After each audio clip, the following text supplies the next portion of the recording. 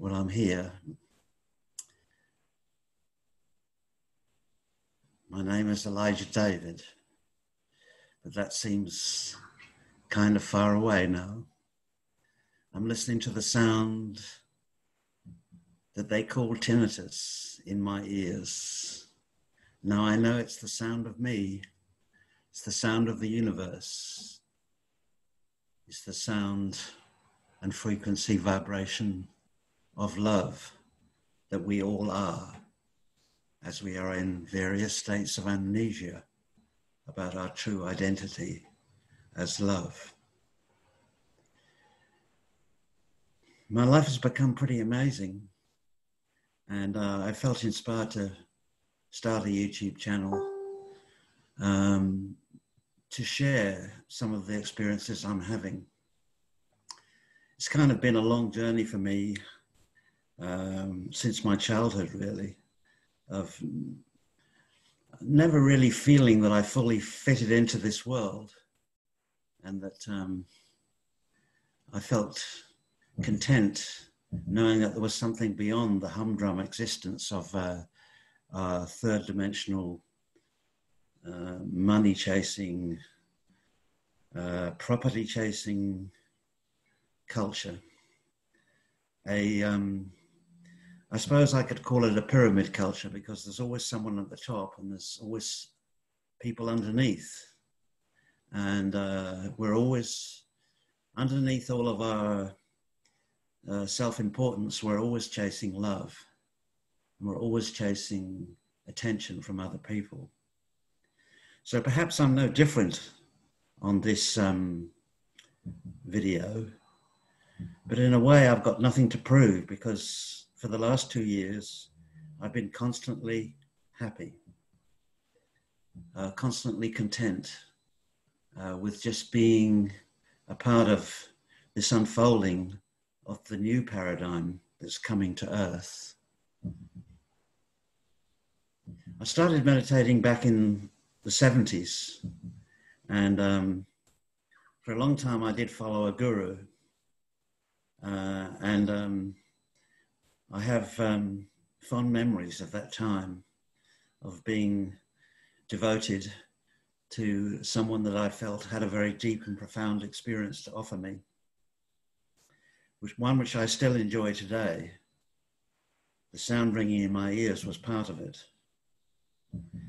And yet in the 90s, I became somewhat disillusioned with teachers and teaching. And I realized that in order to become fully who I was, I needed to go on a more solo journey. It turned out to be a pretty rough journey for the next 20 years, but I'm glad I made that step. The day after I actually said goodbye to the guru, I wrote a piece, and I'm just going to read a couple of paragraphs to you. It's, the piece is entitled Engendering Energy, because it's about the return to oneness. The oneness split itself into genders, into him and her, masculine and feminine, man and woman. And we've danced that dance for 13.8 billion years, and we've kind of reached the full extremity of moving from singularity to multiplicity. So this is what I said when I woke up in the morning after meditating. I am neither all man nor all woman. I am the fusion of complementary opposites, dissolving into stillness. I know not where I am going, for it is only in stillness that all things are in full potential. I have no permanent place in the world, for I belong to the formless and nameless river of endless creation. I have no agenda to bring to you, but in my heart, I am instilled to say I love you. I am not contained by words, so that it is only in the stillness that I may be known. Know me not just by the way my body appears. It is a projection of my being and a vessel of my becoming. I am the possibility for a dance between the male and female alchemy within. I am the meeting of the fullness of the earth, the emptiness of the sky, the life-giving waters, and the burning transformational fire. I am the one that reaches out to the other in friendship because I find my own self reflected there.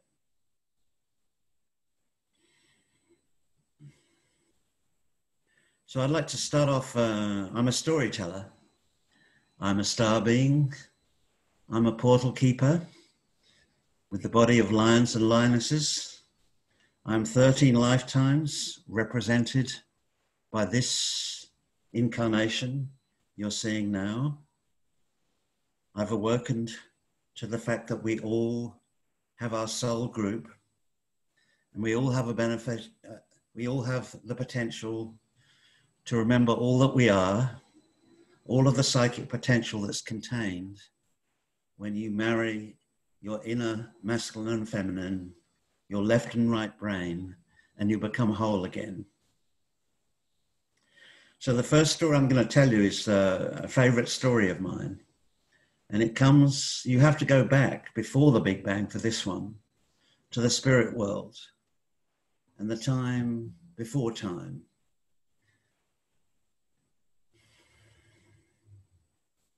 I'm just going to start by opening the portal. I guard the portal in Orion's belt, which leads to the great central black hole, which the Mayans called Hunabku. She is the Divine Mother. She is the womb of creation. And on her event horizon, there is information. And I speak from that information. It sat there in perfect stillness, silence, and reverie for eons and eons and eons and eons and eons. And something inside of it started to move. And it noticed this movement and it thought to itself, what is this thing moving now? But it returned to its stillness and silence and reverie for eons and eons and eons and eons. And then this thing moved quite a bit more this time. And it thought to itself, what is this thing doing, disturbing my revelry? But it did eventually settle again and return to its stillness and silence for eons and eons and eons and eons. And the third time, this thing moved a lot. And a fit of rage, he pushed her away from himself. And she span off into the void, helplessly terrified.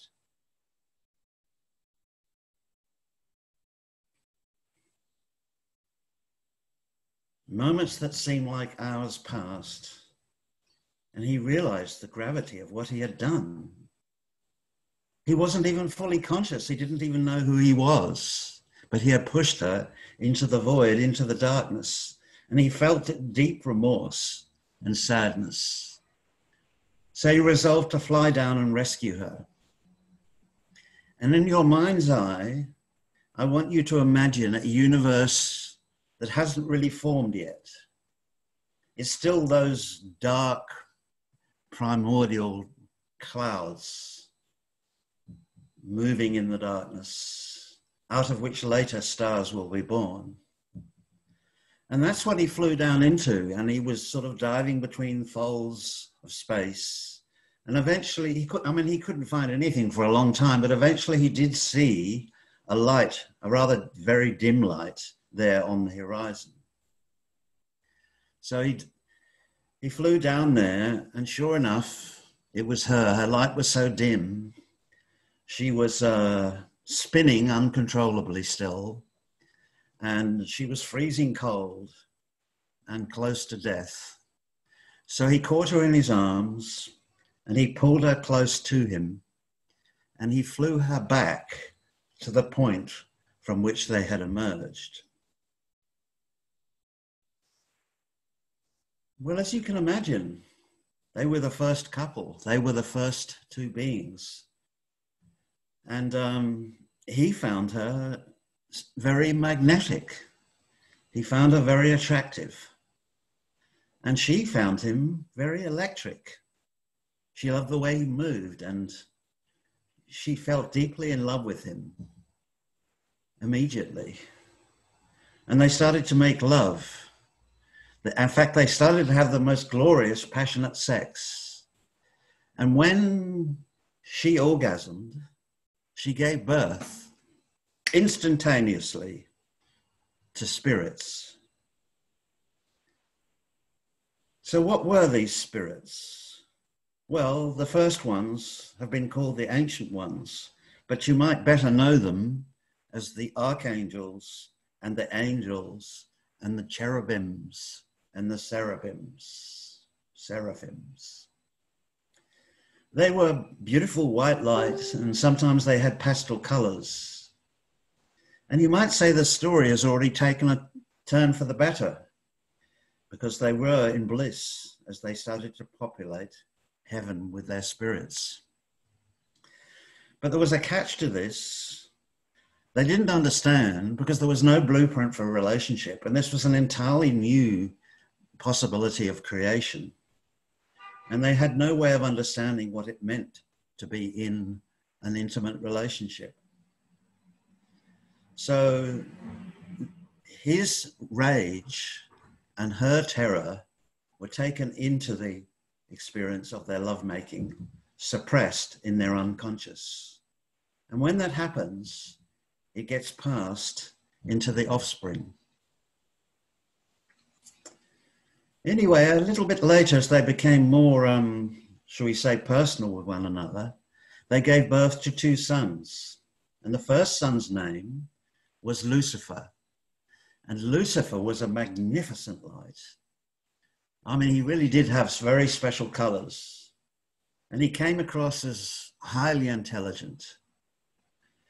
But the strange thing was, when they as a couple got close to him, he just felt off. The feeling around him just wasn't good. He felt uncomfortable. It felt like he filled the space and there was no room to really be there with him. Anyway, shortly afterwards, they gave birth to their second son, and their second son's name was Heart. And Heart was expansive and beautiful and soft and loving and open and generous. However, he did have a quality of being rather without boundaries. I mean, he would just talk for hours, and actually the father and the son got on extremely well almost immediately. And they began to animatedly discuss the possibilities of a new creation that might be coming, a physical creation. But the strange thing was, the mother was always somewhat removed. She tended to sit in corners, to sit over there somewhere and not be saying much. And when they invited her to come and join them, she would seldom come. It seemed like she was deep in emotion or some sort of feeling they just couldn't comprehend in amongst all of their happy chattering. So we take the story a little further, and now the sons are out of the picture. Heaven's still there, but there's a doorway, a portal, a beautiful portal. But it leads, if you can imagine it in your mind's eye, it leads out to nothing again. It leads out to that void.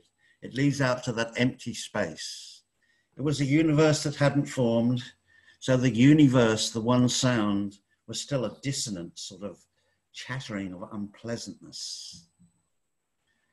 And anyway, they were in front of the doorway, quite safe for now, but he looked at her and he had this kind of fresh passion and this fresh feeling of her love and her intimacy. And she looked so beautiful to him. And yet he didn't fully understand her. He didn't understand how she could be so close and yet so removed. And so he started to ponder you know, what it would be like to take her on this journey.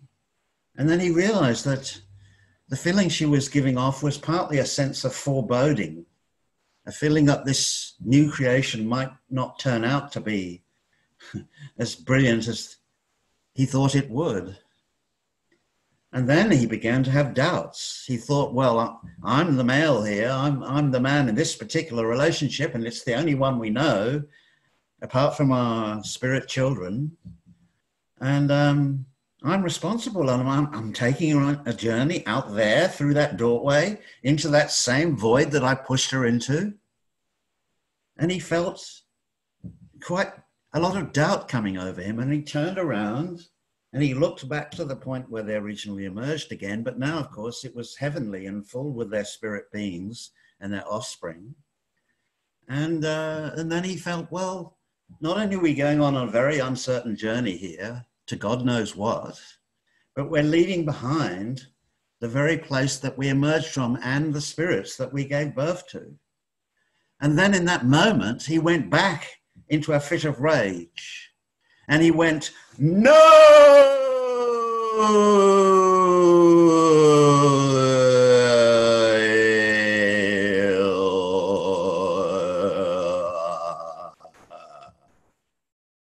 And the sound of no rattled out through the portal, along with the feelings, the hidden feelings of rage and terror that they had felt.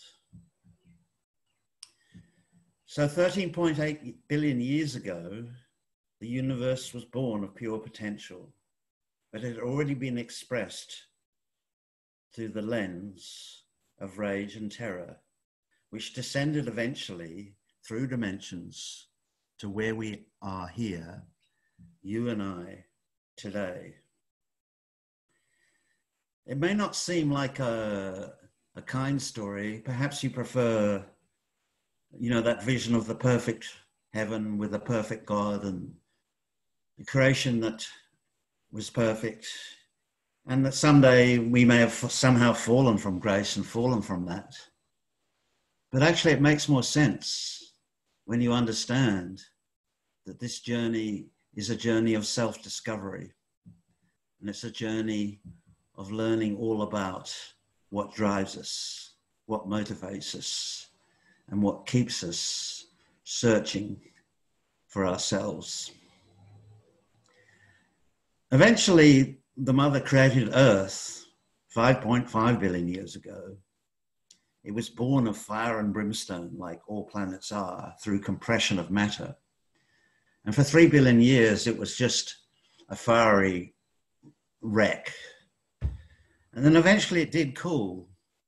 And the planet that she had created turned into a subtropical paradise. It was subtropical because she surrounded the planet with something, strangely enough, even though religion is what I call a 4,000-year-old drop in the bucket, even compared to our indigenous cultures on Earth, which is 60,000 years old at least. But it's referred to in the Old Testament as the firmament, this layer of water vapor around the planet. And it kept the planet subtropical. So now in your mind's eye, you can imagine a subtropical planet with beautiful plants and a gorgeous array of creatures, animals and fish, plants, and green valleys and pure water and great oceans full of life. And she had a wish. She'd created a planet that was a paradise to make love with the Father in, to rekindle the relationship that had been amazing but so tainted in the heavens by their anger and rage. And so they stayed on Earth for a very long time. And eventually they did give birth to their first physical children, the first humans. And they returned to heaven, but they left behind their legacy of passing on these feelings. And so right now on Earth, we're in quite an amazing situation. Well, we're shut down by COVID-19. We can't travel anywhere. And next year, I intend to travel a lot and give these talks live and tell the story of time from the point of view of a time traveler, someone who has woken up to all of their 13 lives. Because we don't really come and go from this life in the way that people consider incarnations, from one life to the next. We come here and we're living the illusion of time and space and the game that we create in the context of what science, what quantum physics would call a field of infinite potential, energy, vibration, and frequency. And so we're the meeting of form and formlessness. We're the meeting of the infinite creation that we're intricately part of. We're an expression of that creation as consciousness. So consciousness is the observer and the creator of both form and formlessness. And consciousness is form and formlessness. So in the end, we are this and that. So even though every great teacher in his story, well, it was his story, it's been a very patriarchal story because the emotions were left suppressed. And he, the masculine, was on the ascendancy. And she was not able to receive with her psychic senses. She is magnetic, after all. She is the one that pulls things to her. She's also gravitational. She is the great black hole. She is that doorway between dimensions, between universes. And so now she is calling us to come home. And although we live in a time that's been addressed, at least by the so-called spiritual community on Earth, as ascension, from my point of view, that's a bit of a leftover from the story of Jesus' ascension. The only thing that's ascending right now on Earth is the frequency, and the frequency is basically going off the scale. And it's causing many things that have been suppressed to come to the surface for healing, to become whole. And the word healing and whole are actually the same word in the English language. So we are to become whole again on Earth by a process of descension. That all of the various aspects of ourselves that we've been either in denial of or that we've been in amnesia of are going to return into us, and we're going to become sovereign beings on a sovereign planet. One that up until now, in fact, since the last ice age, and before that, the famous civilization of Atlantis, we've been in lockdown. So we're not just in lockdown with the virus, but we've been in lockdown for a long time. We have a galaxy that's full of many races, many diverse races. Most of them feel benign. They support they support all of our travail on Earth. And we're seen as one of the most creative species for all of our emotionality and our difficulty. We always have a new way of looking at things, and we're always creating new things. And if only we can be freed from the yoke of the patriarchy and the yoke of the pyramid, where there's always someone on top and everyone underneath is not able to show their true colors. So you could say that humanity, H-humanity, is going to become H-U-E, the new hue of unity within diversity, where everyone is respected. Everyone is given the opportunity to be heard, and where we learn to live from the inside out.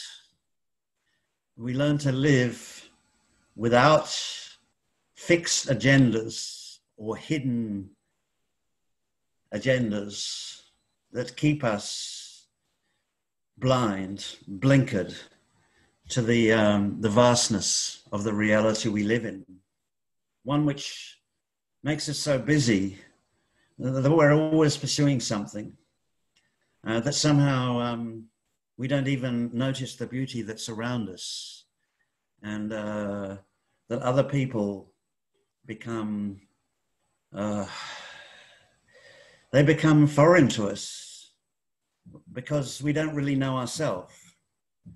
We're still promoting, defending, and competing with a self that I call the hand-me-down self, the one that our parents lovingly gave us in order that we coped with a world that is the way it is. As they tempted us out of oneness, especially in our first 7 years, the time before we can remember, and even the time before we talked. And so, you know, through schooling and through our culture and the patriarchal influence of religion, we have become alienated, literally alienated. Our alien selves have become separated off. And now they are coming to return. And it may not seem like it right now. It may seem like the world is a mess. But basically the old culture, the old civilization, the pyramid civilization, which was in a way, you could see it. It wasn't a negative thing. It started out beautifully with the construction of the pyramids after the Ice Age, that the survivors of Atlantis taught people how to move objects with their mind, telekinesis, and they had telepathy, and they were able to move around the planet by intention and create. So from the time of, we are the great experiment of humanity. We are consciousness coming to know itself in form. And now we're going to be informed again. We're going to be made capable of becoming stewards of this planet, but not just for our species, but for the other species that come here. And there's going to be what I call a multiversity, a culture that's based on the sphere. I can remember, I won't tell the story now, but I can remember being in Atlantis. And when I say I remember, of course, it is happening now. Everything happens now. But I can remember it. I can remember through the veil enough to know that we met inside of spheres. And it was a culture where everyone was given an aspect of the truth, the one truth.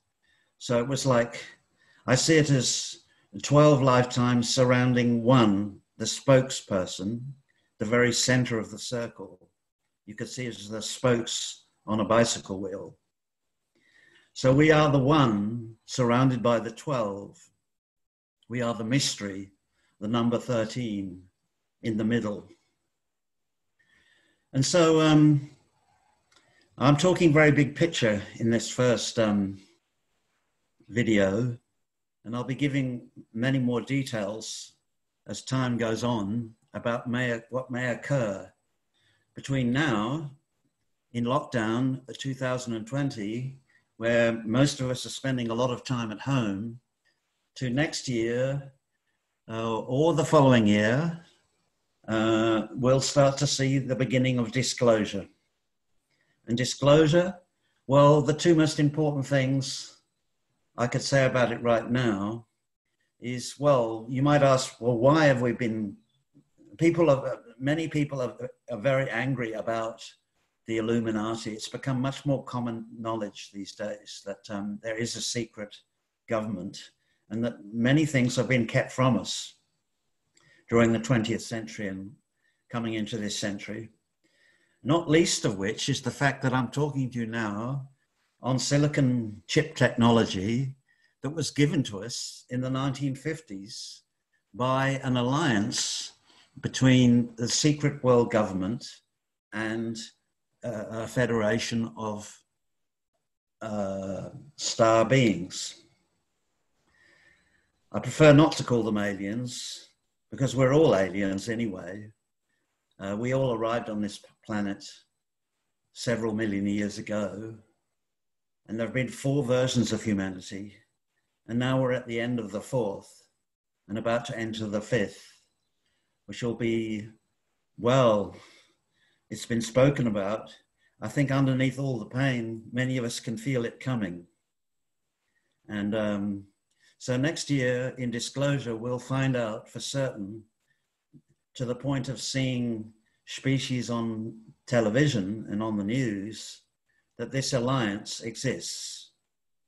And secondly, resources will become available to those people that are ready to represent this new consciousness.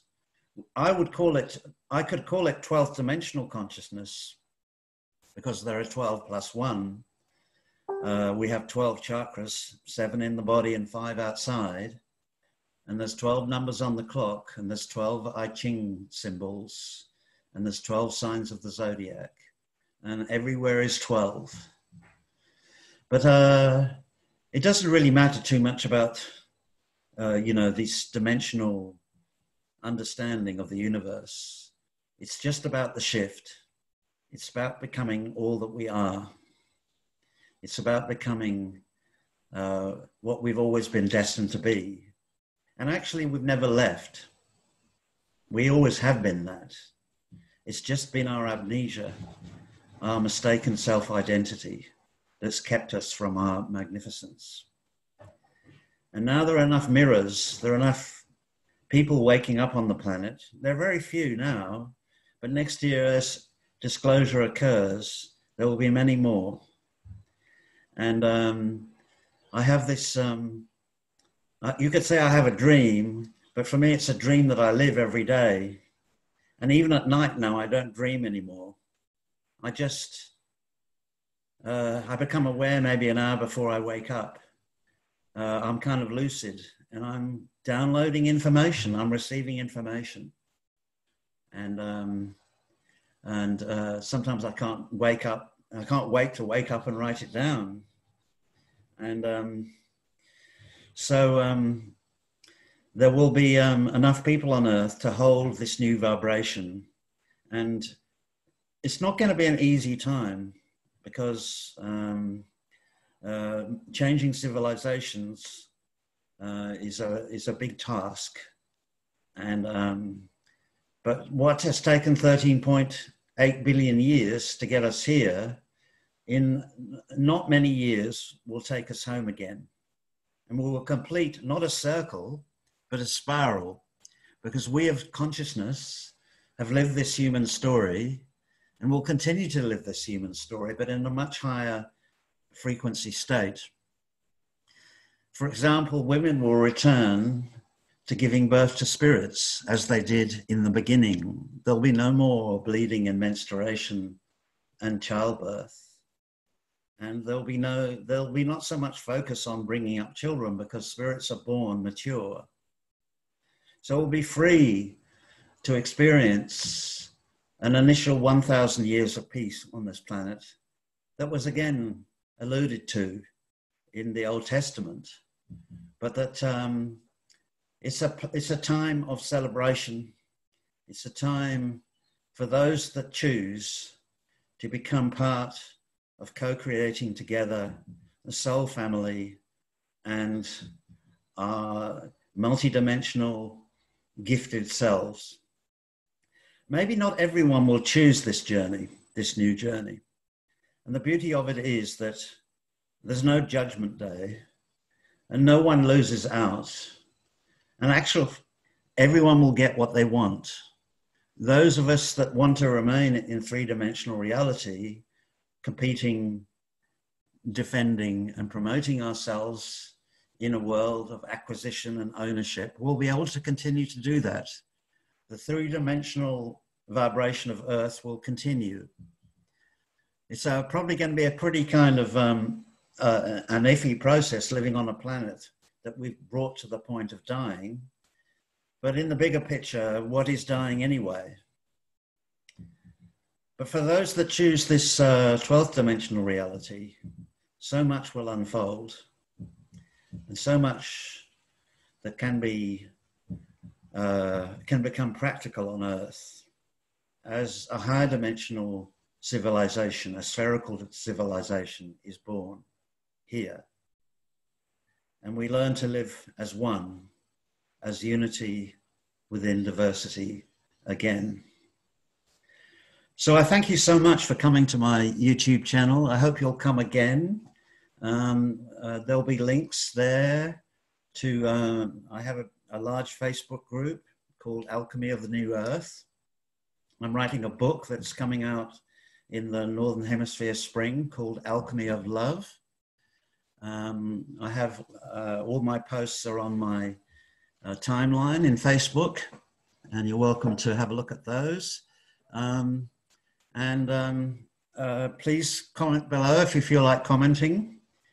And I also ask you to subscribe to the page. And it's been wonderful to be with you in this way. And I'll see you soon. I'll be doing quite regular videos, possibly 2 or 3 a week. So I thank you all, and I wish you the best. It's a time to enjoy ourselves within. We can't really branch out too much yet, and just to be with what is. I am the sound, I am the frequency, I am the vibration of love, and so are you all. We are all awakening. Thank you.